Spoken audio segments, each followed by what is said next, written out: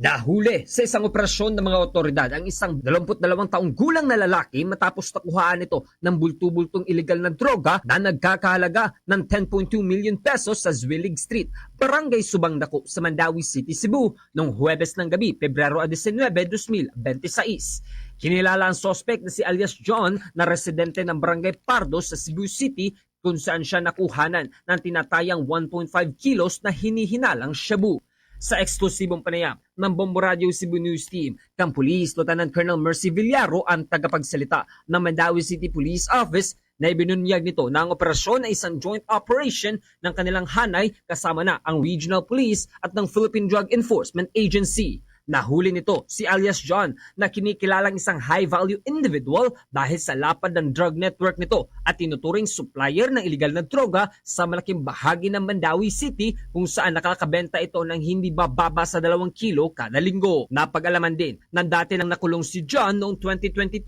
dahil pa rin sa pagbebenta ng illegal na droga, ngunit nakalaya ito noong 2023 dahil na rin sa plea bargain. Sa ngayon, kasalukuyang nasa kustodiya ng mga otoridad ang suspect habang pinoproseso ang kaso nito at pinaghahanap ang iba pa niyang kasamahan. Full conduct of the Mandawi City Police Office, City Intelligence Unit, Drug Enforcement Group, and this is a joint operation also with PDEA, successfully conducted a buyback operation against this alias John, who is a resident of the Cebu City, na